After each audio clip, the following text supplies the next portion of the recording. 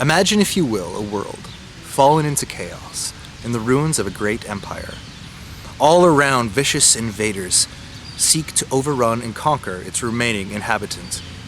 Then a spark, blown into a flame, a united resistance led by a man whose name would resound like a thunderclap throughout the ages for achieving the impossible, restoring order and halting his enemy's march for over a generation. Then betrayed, and all hopes of restoring what was crumbled to dust. If it sounds like that would make a great movie, that's because it would.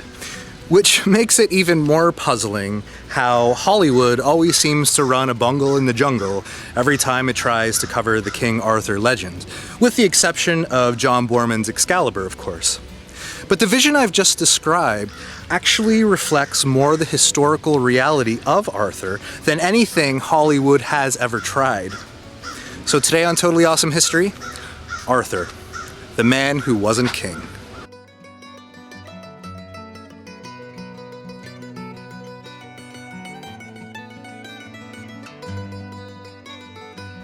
Putting aside for a moment the minimalist one-note arguments raised by those who claim he never existed in any way, shape, or form, the information we do have about Arthur and his world, although slender in its girth, points to a setting rife with conflict, mystery, and grit. Events are never formed in isolation, and this is very true for the rise of Arthur. To get a sense of who he was and what he did, we need to start where the Romans left off. Ever since the Romans left Britain in 410, the Britons who remained were faced with the near constant need to defend themselves against invaders.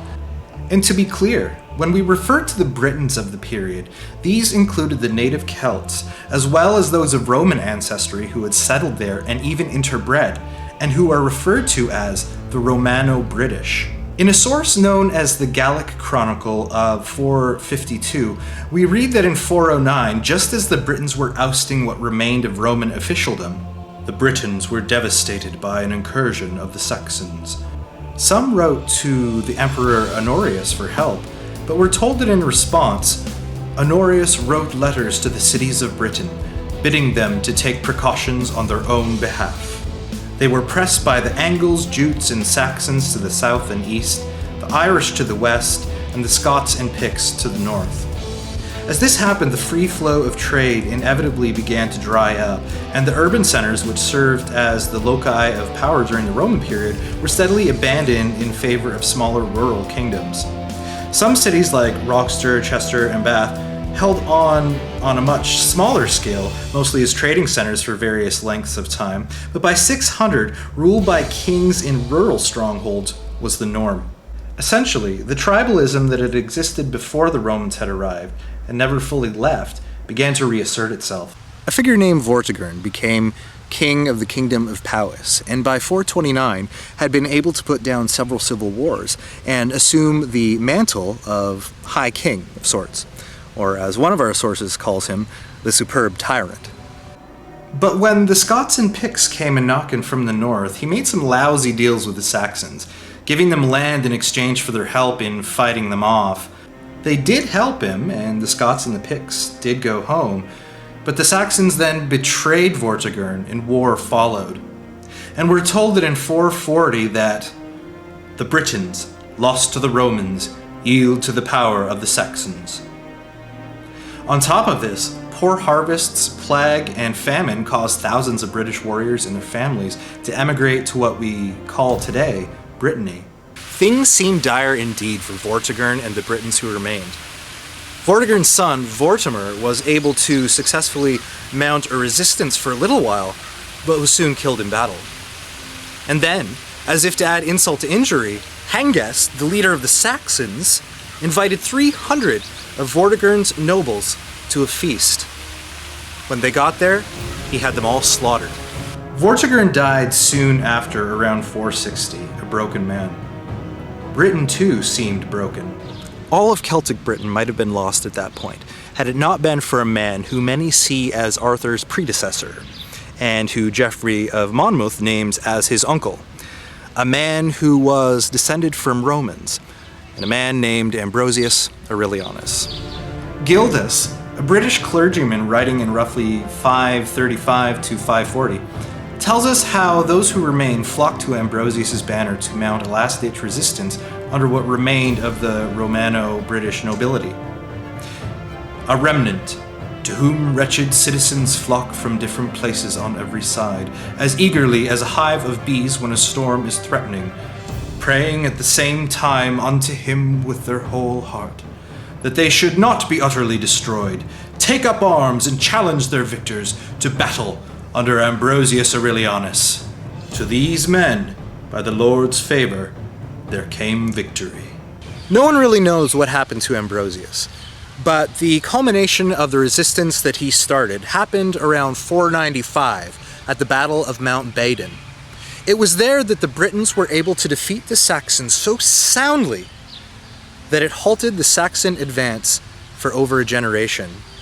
In modern parlance, the Saxons got owned.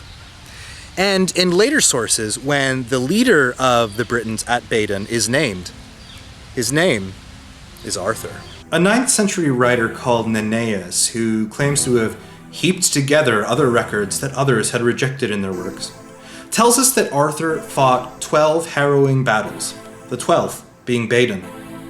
At Badon, he tells us that Arthur himself slew some 960 men in a single charge. Some scholars have speculated that Nennius's list may be derived from a lost battle song, and it's very possible since in order to heap records together, there have to have been earlier records to heap together.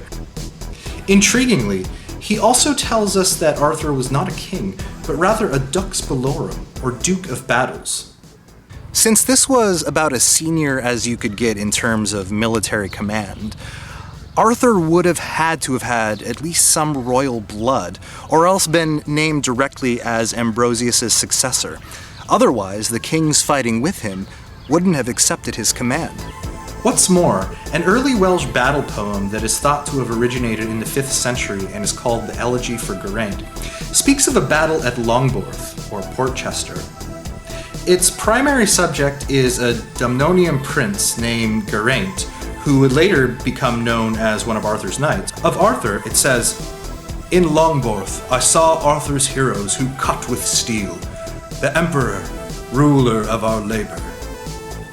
Although it may sound odd to think of Arthur as an emperor, consider that less than 100 years before, it was a title well known and held at times by individuals elected to the office by Britons for Britons, quite in defiance of Rome. It may also reflect the Roman character of Arthur's rule, albeit with a Celtic flavor. Arthur's participation at Badon is also reaffirmed in the 10th century Welsh Annals, or Annals Cambriae. And of course, Geoffrey of Monmouth, the 12th century British cleric who was the first to write in significant, if mostly fanciful, detail about Arthur. And there is some corroboration for both the Battle of Longborth and the Battle of Mount Badon in the Anglo-Saxon Chronicle. Year 501. Port and his 2 sons, Beda and Megla, came to Britain at the place called Portsmouth, and slew a young Welshman, a very noble man. It's thought by scholars that the Portsmouth mentioned there is Longborth, and that the young Welsh nobleman is Geraint. For Badon, however, the evidence comes more in the form of the negative. You see, the Saxons didn't like recording defeats so much as their victories, and if Badon was as crushing as it was said to have been, they definitely wouldn't have wanted to record it. And since they hadn't thought yet of blaming the Russians for everything, what we actually see is a dropping off of activity for a good 25 odd years, where the only thing that we do see is a man named Cerdic, who many scholars see as a Briton and not a Saxon, doing anything at all. And this is exactly what we would come to expect if, indeed, Badon was as definitive as it was supposed to have been. What's more, Gildas tells us that he himself was born in the year Badon took place, and that up until the time of his writing, there had ensued a peace that had been unknown in quite some time. In his own words, "Kings, public and private persons, priests and churchmen kept to their own stations. But they died, and an age succeeded that is ignorant of the storm and has experience only of the calm of the present. All the controls of truth and justice have been shaken and overthrown, leaving no trace, not even a memory, among the orders I have mentioned, with the exception of a few, a very few. Could this have been the Pax Arthuriana, or Peace of Arthur, that began with the victory at Badon, and which later generations would look back on as a sort of golden age? Certainly, Gildas indicates that during this time the officials of every class did not, by and large, overstep their bounds, but stayed in their lane, as it were. And that it was only more recently, presumably after Arthur's death, that princes turned tyrants began to reassert themselves in their corruption, which, incidentally, was his whole purpose in writing his work, titled De Excidio Britanniae, or The Ruin of Britain. On the other hand, Gildas doesn't mention Arthur directly as the name of the victor at Badon or anywhere else. This has led some of the "if it's in any way interesting, it must not have happened" school of history to declare that it's evidence that Arthur wasn't real.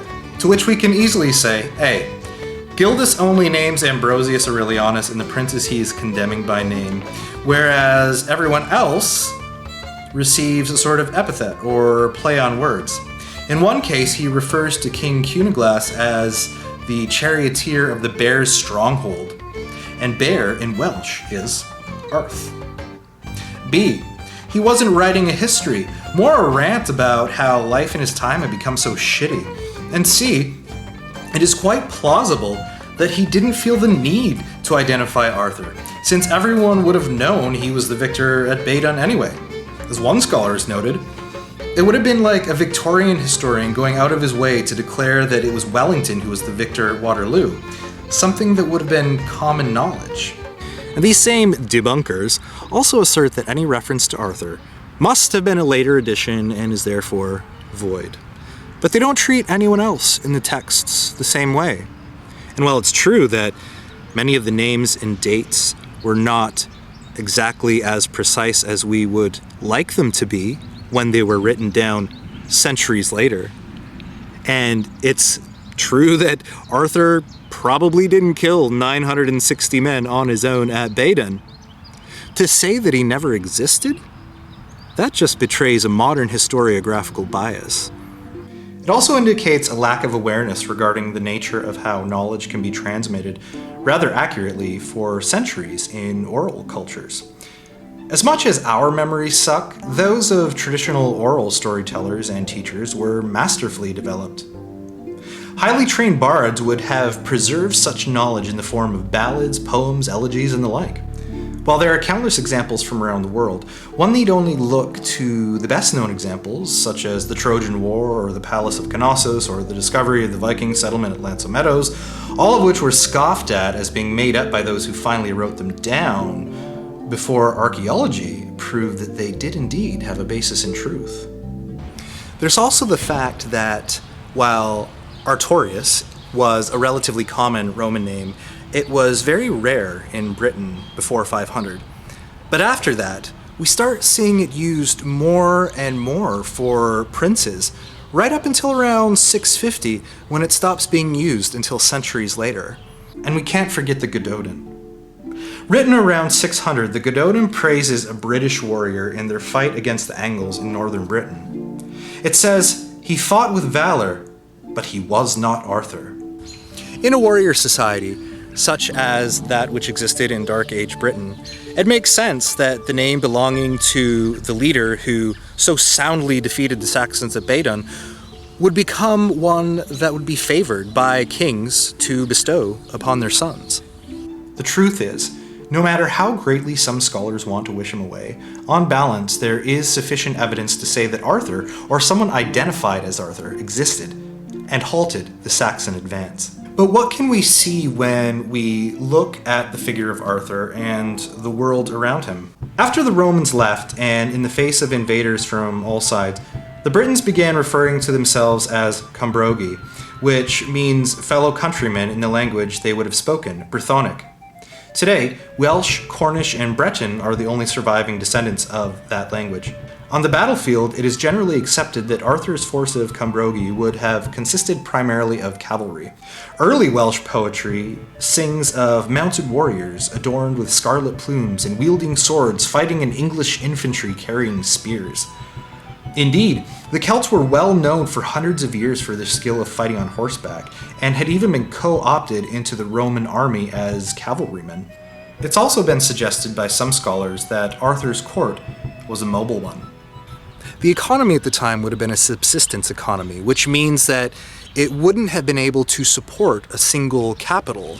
So it makes sense if Arthur's court was a mobile one, because it would have spread the responsibility of feeding it all around the kingdom.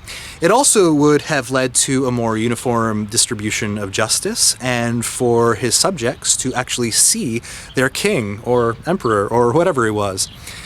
It also explains, or can explain, why no one has been able to definitively find Camelot.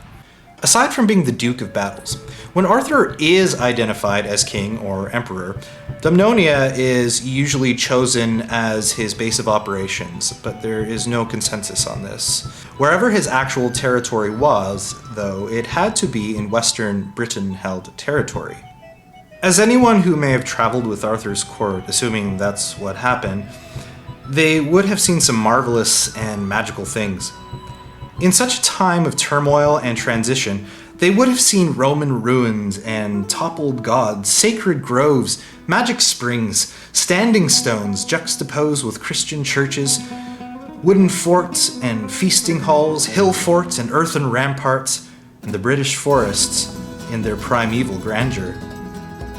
All of this would have been overlaid with the mystical taste of the Celtic otherworld, with its supernatural inhabitants just beyond the reach of one's earthly vision. Christianity itself, though it had arrived via the Romans and later missionaries, would have still competed with pagan beliefs and practices, especially in rural areas. It's true that it was winning, but it had yet to fully take over. Pagan practices and beliefs would continue to frustrate ecclesiastics well through the medieval period. Likewise, not long before Arthur's time even, there was a Christian heresy that was widely supported in Britain called Pelagianism, which denied the doctrine of original sin and believed that the intercession of priests was not necessary for a person to achieve salvation. It was sort of an early sort of Protestant movement. The church in Rome was not too happy about it. But still, it's entirely possible that there were those who preferred it to the Catholic version of Christianity during Arthur's time. In some later stories and in the lives of saints, Arthur is depicted as having a somewhat anti-clerical streak.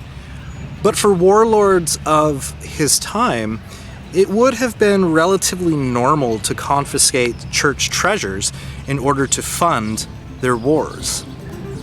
Yet still, Nennius tells us that in his 8th battle, Arthur bore the image of the Virgin Mary on his shoulder, which is thought to have been mistranslated and actually meant shield.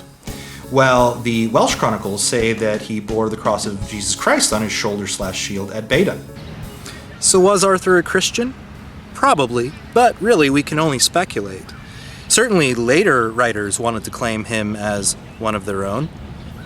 On the other hand, if he was only a nominal Christian and wasn't very passionate about his faith, it could be another reason why Gildas doesn't mention him.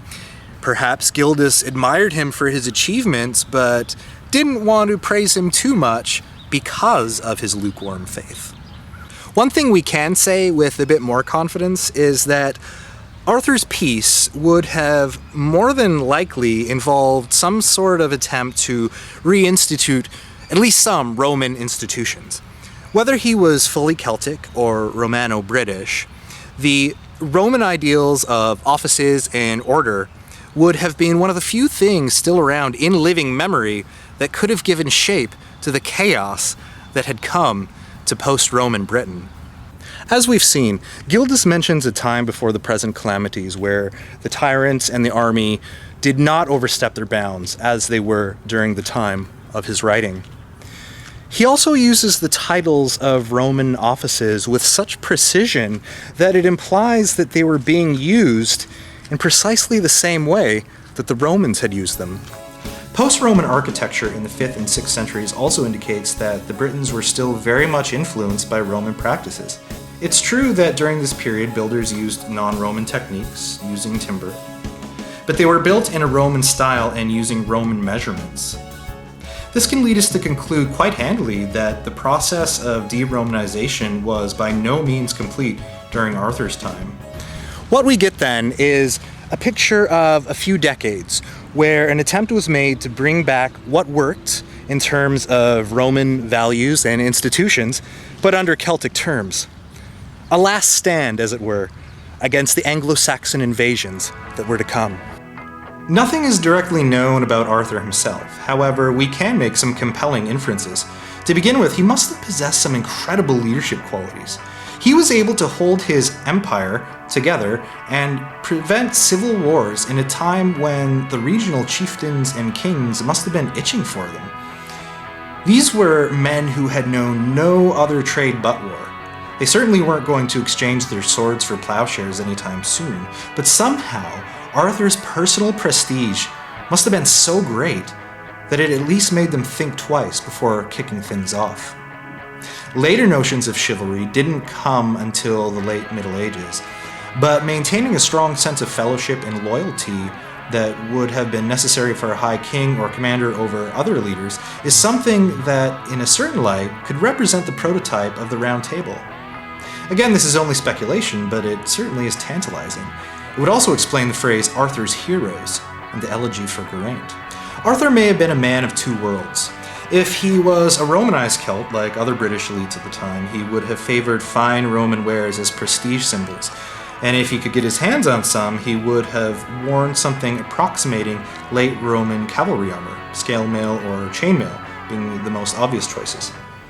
At the same time, like other elites, he may have sought to appeal to the Celtic past to increase his legitimacy. It would therefore not have been surprising to see him also wearing torques and other distinctly Celtic decorations. And like other elites of nearly every culture at the time, it's possible that he would have had, or at least traded, in slaves. The slave trade would have been a great source of wealth, and would continue to be a great source of wealth for some time to come. For a warlord of the time, slaves that came in the form of prisoners or abductees would have been plentiful and would have fetched a great deal of money that would have been essential to the fighting trade. So at last we come to Camlan and the death of Arthur. The traditional story goes that Arthur was betrayed by his nephew Mordred and they killed each other at Camlan. Interestingly, it is Geoffrey of Monmouth who was the first to make a blood connection between the two men. But the earlier Welsh annals only state that in 539, which is generally adjusted to 19 odd years earlier due to Easter throwing dates off in those days, so more accurately, 520-ish, it states, "The strife at Camlan, in which Arthur and Medrot fell." We're not actually told whether they were on the same side or not, but everything points to Camlan being an inside job. Had the Saxons been responsible for it, they surely would have rejoiced about it in the Anglo-Saxon Chronicle, but we don't see that. For however great a victory Badon was for the Britons, Camlan was a massacre. Medieval Welsh bards even had a word, Cadgamlan, which means utter rout. For such a fierce warrior and skilled commander as Arthur, only something approaching outright treachery could lead to such a resounding defeat. And without a doubt, history is littered with great men, kingdoms, and dynasties who were brought down as a result of betrayal. Unfortunately, with Arthur gone, the kingdoms of the Britons fractured once again. And by the middle of the 6th century, the Anglo-Saxon expansion that had been halted at Badon had begun again in earnest, and the Anglo-Saxon march towards dominance had begun. But again, after his death, Arthur's name became the name of princes for over a century. Beyond that, it came to represent the ideals of justice, honor, and heroism itself. As the 12th century historian William of Malmesbury writes, "This is the Arthur of whom modern Welsh fancy raves, yet he plainly deserves to be remembered in genuine history than in the oblivion of silly fairy tales, for he long preserved his dying country. When we do look for him in genuine history, we can only see him there in our peripheral vision. When we look directly, he disappears. So it has become the case that every era has sought to impose its own version of Arthur on Arthur. It's probably why we get such wipeouts when it comes to Hollywood's interpretations of him. Today we have a tendency to want to destroy our heroes, or else water down the definition of hero until it's essentially meaningless. In doing this with Arthur, the self-appointed skeptics and debunkers, whether intentionally or not, seem to be unaware that they've gotten caught in this trap. Those who insist with startling surety that he didn't exist, or who dismiss any mention of him by presuming that the ancient or medieval writers who wrote about him were either misguided or liars, really only create the strife at Camlin all over again. Once we get over the need to tear down anything remotely interesting in history, we can hypothesize that the historical Arthur was someone who possessed incredible leadership qualities. He was able to hold together a fragile alliance of fractious tribal kingdoms for over 20 years. At the head of a traveling court of elite cavalry, he sought to restore, at least in part, the civilizing aspects that came with Roman institutions. All things considered, even with such a bare silhouette of the man, it becomes easy to see why later bards, poets, and writers chose him as their archetype for a noble warrior and protector of his people. Why his age, short as it was, came to be one longed for. In our time, as the heroic fades and gives way to the march of mediocrity, those of us who still want to believe in the possibility of something greater, something more just, more honorable, more courageous, can look back and see Arthur. And in so doing, he becomes what many have called him throughout history, the once and future king. And so Arthur, Dux Bellorum, leader of the Britons against the Saxons, is part of totally awesome history.